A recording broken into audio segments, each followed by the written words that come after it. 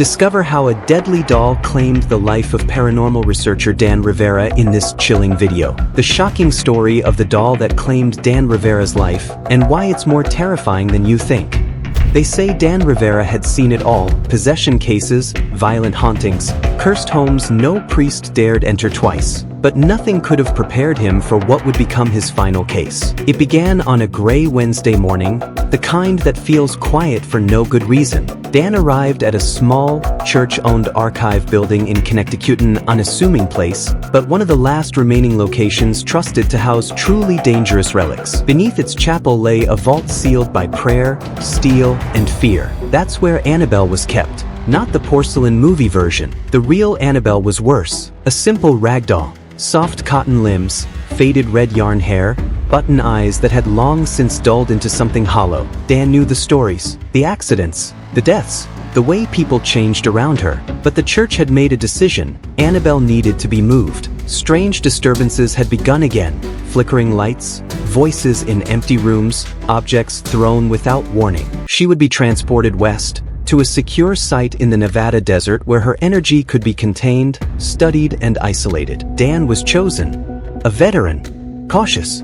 Experienced. But even he didn't realize the danger he was about to invite into his vehicle. They handed her over sealed inside a reinforced glass case. 3 rosaries wrapped around the edges. A binding prayer etched into the frame. They warned him not to touch the case, not to speak to the doll, not to stop for anything. He nodded. He knew the rules. At 4:44 p.m., Dan Rivera drove off into the mist-covered horizon with the real Anabelle doll riding silently in the back of his van. He wouldn't make it to Nevada. The first few hours of Dan's drive were uneventful, silent, even too silent. He didn't play music, didn't call anyone. His phone remained face down on the passenger seat. He kept glancing at the rearview mirror, not because he was paranoid, but because something about that glass case behind him felt aware. Anabelle hadn't moved, not physically, but the longer she sat there, the more it felt like her presence was expanding, as if the air itself thickened around her. The way the shadows moved in the rearview didn't sit right. The way his dashboard lights dimmed ever so slightly when he hit mile marker. Dan noticed that too. He tried to shake it off. He was used to tricks like this. Psychological pressure. The mind fills in blanks where there were none.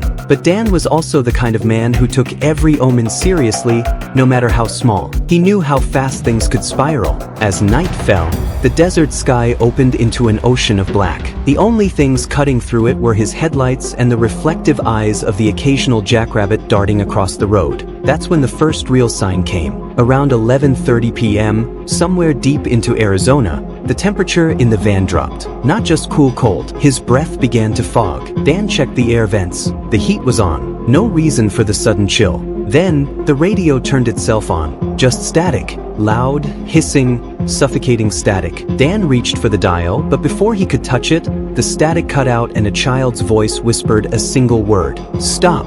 His hands froze. Dan had faced voices before, some cruel, some tormented. But this one felt different. Not a warning, not a threat. Something else. A command. He didn't stop. He couldn't stop. Instead, he gripped the wheel tighter, forced his eyes on the road, and kept driving. But from that point on, he would glance in the mirror more often, convinced that behind the glass, the doll's head had tilted just a little to the left, and her stitched smile had widened even slightly. Around 2 a.m., Dan reached the outskirts of a remote desert stretch. No cell signal, no towns, just a 2-lane blacktop vanishing into sand and silence. He'd been driving for hours without stopping, just like they instructed, but fatigue was starting to chip away at his edge. His hands trembled slightly, his eyes itched from dryness. Even professionals needed rest, and Dan Rivera was still human. That's when he saw it.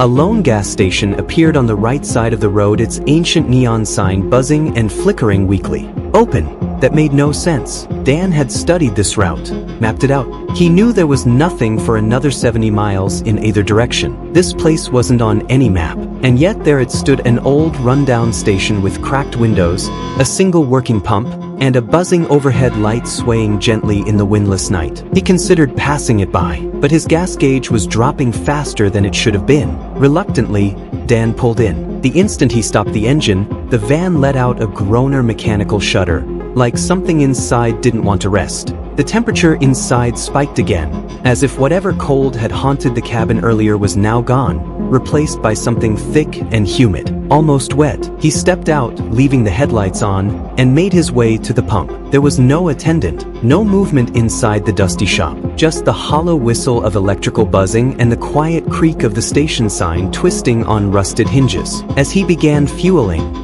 the back of his neck prickled like someone was watching him. Dan slowly turned his head toward the van. Annabelle's case was still closed, but the doll inside had shifted. She was no longer facing forward. She was looking directly at the driver's seat. That wasn't possible. Dan wiped his eyes, blinked hard. When he looked again, the doll was exactly where she had been before. Was he losing it? A noise interrupted his spiral clack from inside the store. Something or someone had just moved inside the supposedly empty building. Dan took a cautious step toward the shop window. The flickering light inside revealed only shadows and shelves, dust-covered and untouched. Then something stepped forward just beyond the reach of the light. A human shape. Its features are obscured, but its presence undeniable. Dan backed away. He climbed back into the van and locked the doors without a second thought. The gas pump clicked off, and the gauge had barely moved. But he didn't care. He started the engine and tore out of there, kicking up dust as he sped into the dark.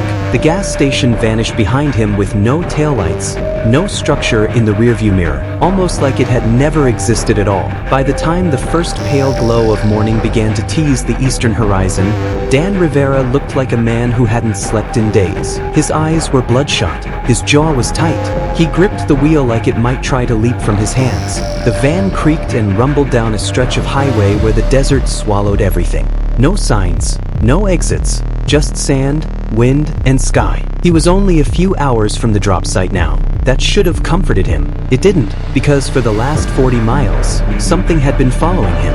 At first, it was just a shape in the side mirror, a flicker, a blur. Then it became a silhouette, sometimes just beyond the edge of the road, sometimes in the mirror behind the van, keeping pace even when he accelerated.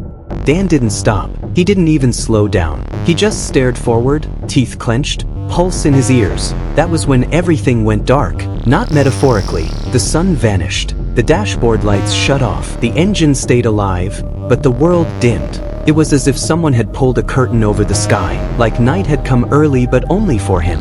He blinked and slapped the dash. No effect. The GPS went blank. The radio fizzled out. Even the clock stopped ticking. And then he heard it, from the back of the van, a tap. Then another, like fingers drumming on glass. He didn't want to look. He knew what he'd see, but he couldn't help himself. His eyes shifted to the mirror, inside the case. Anabelle sat still, but her hand was now pressed against the inside of the glass. Her stitched smile remained, but something about it felt wider, hungrier. Dan nearly ran off the road trying to turn away. He stopped the van on the shoulder and jumped out, pacing around it with his flashlight, sweat pouring down his face despite the cold returning to the air. The silence around him was complete. No birds, no wind, not even the low hum of desert life. Just nothing. He opened the back of the van, keeping the flashlight trained on the case. The doll hadn't moved. The hand was no longer raised. Was it ever? Dan wanted to believe his mind was unraveling. It would have been easier than accepting the alternative that the thing inside the case was awake. And be aware. He slammed the doors shut and drove on, never letting his foot off the pedal for more than a second. But from that moment on, Dan knew something had changed. He was no longer the one in control of this trip, and Anabelle was no longer just a passenger. By nightfall, Dan couldn't keep going. His eyes were twitching from exhaustion, his hands numb from clutching the wheel too tightly. Every fiber of his training screamed, "Don't stop," but his body had limits and the whispering hadn't stopped since midday. That's right, whispering. It had begun faint, almost like static, but over the course of the afternoon, it became words Spanish, Latin, English layered in overlapping voices that never spoke loud enough to understand. Just enough to keep him teetering on the edge. So when he saw the faded neon glow of a roadside motel, he gave in. It was the only structure for miles. A squat, stucco building with 6 doors, a rusted ice machine, and a blinking vacancy sign that hummed with flickering effort. No clerk, just a drop box, a buzzer, and a key taped to the window under a handwritten note. Room 3 is open. Pay in the morning. He didn't question it. He parked near the end, in view of the room, and most importantly of the van. Dan carried a blessed medallion in his pocket, one he'd used during particularly heavy cases. He clutched it as he locked the van and stepped into room 3. The interior was worse than expected. The wallpaper was peeling. The air smelled like damp carpet and old cigarettes. But the bed looked clean, and that was enough. He drew the curtains and sat on the edge of the mattress, listening. No whispers, not yet. Still, he couldn't shake the feeling that someone was watching from the parking lot. Dan stepped to the window and peered between the curtains. The van was there, but the street lamp above it flickered once. Twice, then went out completely. The shadows swallowed the van whole. He returned to the bed but didn't undress. He left the lamp on, sat upright, and stared at the door. That was when he heard it, the lock on the van. Dan shot up, bolted to the window. The back door of the van had swung open on its own. No one was outside. He grabbed his flashlight and the medallion, rushing into the cold night, eyes scanning for movement. He circled the van. Nothing. The case was still there, but Anabelle's face had changed. There was a crack in the glass, a faint hairline fracture, right over her mouth. And now her head was tilted, chin slightly lowered, eyes angled upward like she was watching whoever dared look down at her. Dan shut the door and locked it again, breathing heavy. Back inside the motel room, he tried to rest, but at 2:43 a.m., he woke up to a scratching sound on the walls. No wind, no branches, just slow, deliberate scratching like something tracing the shape of the room from the outside. And then a knock at the door. 3 taps, even, patient.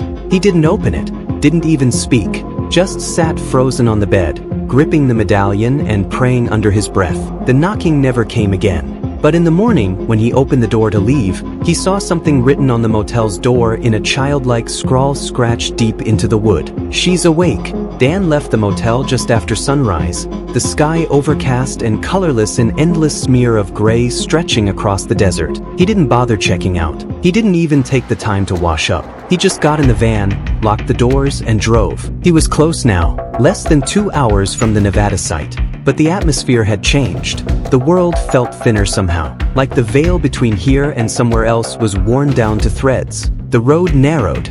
The GPS, now functional again, directed him to exit the highway and follow an unmarked dirt road that cut deep into the landscape. It looked like it hadn't been driven on in years, cracked and dry, with thorns lining the edges and rocks scattered like bones. Dan hesitated. Then the GPS spoke clearly and calmly, in a voice he didn't recognize. "Continue. You're almost home." He hadn't used voice guidance the entire trip. The road was barely wide enough for the van.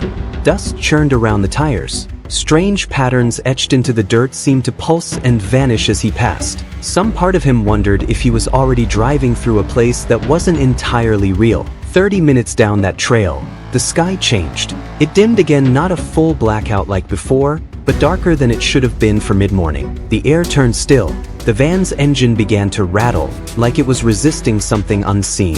Then the road opened into a clearing. Dead trees surrounded the area, their limbs twisted and black. At the center was a structure, a bunker-like compound, squat and windowless, made of thick concrete and old rusted steel. A large cross was carved into the heavy front doors, surrounded by dozens of protective runes scorched into the stone. Dan stopped the van. This was the place, but something felt wrong. The front doors were ajar, not wide open, just cracked, enough to suggest they'd been closed before and someone, or something, had since passed through. Dan stepped out cautiously. The silence around him was absolute. Even the air felt muffled. He walked to the back of the van, gripping the keys with shaking hands. He opened the doors. The case was still there, still sealed, but the inside of the glass was smeared with handprints, like a child's. Some smeared downward. One trailed across the inside of the case like something had tried to claw its way out. Dan didn't panic. He was beyond panic. He just whispered a prayer and carefully lifted the case from the van, holding it like a bomb. The case was heavier than it had been when he first received it, like it carried more than just the doll now. Like it carried weight of another kind. He turned toward the open doors of the facility, and that's when the wind picked up. A low howl rose in the distance, and with it, a sound that would never be explained: children laughing. Dozens of them, echoing across the desert. But when Dan looked around, there was no one there. Only the dust, and the feeling that whatever was in that case wasn't finished yet. Dan stepped through the doors of the containment facility and into near total darkness. The only light came from a flickering overhead bulb dangling by a wire. The air inside was thick, humid, stale, with a bitter metallic tang that clung to the throat. The bunker was designed to neutralize spiritual activity. Sacred metals lined the walls. Prayer markings covered the floors. In theory, nothing supernatural could maintain power within its perimeter. But Dan had the uneasy sense that this place had already been breached. He walked slowly through the corridor, his footsteps echoing far too loudly in the silence. Every door he passed was closed. Every room appeared empty. No security, no church officials, just a black void of a hallway leading deeper into the earth. At the end of the corridor, he found the containment room lined with glass display chambers and relic vaults. It was there he was supposed to lock the case behind a triple-sealed protective barrier. The instructions were precise, but when he approached the pedestal marked for Anabelle, his vision blurred. Something moved past him so fast it was like a flicker of static. Not seen, not fully felt, but I noticed. Deeply, the temperature dropped again. The voices returned. This time, they weren't whispers. They were sobs, laughter, screams echoing off the walls and folding in on themselves like overlapping radio frequencies. His head throbbed. His knees buckled. Dan placed the case on the pedestal, trying to complete the final step of the ritual. A Latin invocation was required. He knew it. I had rehearsed it, but the moment he opened his mouth to speak, his voice caught in his throat. The doll inside the case turned her head, not gradually, snapped. One moment she was facing forward, next she was looking directly at him. And this time, there was no denying it. Dan stumbled backward, knocking over one of the side altars. A crucifix hit the floor and shattered. He clutched the blessed medallion around his neck, but it burned against his skin, as if repelled by something stronger in the room. The lights cut out, and then nothing. No screams, no fight, no struggle, just silence. Dan Rivera was never seen again. When the church's backup team arrived 3 days later, they found the van parked outside. The case was empty. The pedestal inside was scorched black. The medallion, found melted into the concrete. Security footage showed Dan walking into the facility but never coming out. All internal cameras glitched into static just minutes after his arrival. His phone was found shattered beside the altar. The last call on his screen had been made to a number that no longer existed. Some believe Anabelle never made it to the facility at all. Others whisper that the doll isn't a vessel anymore. She's a hunter, and Dan was her final tether to the human world. That was another true story. If you're still watching, you're one of the brave ones. Most don't make it this far.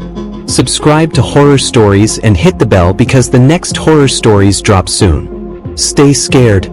Stay safe. We'll see you in the dark.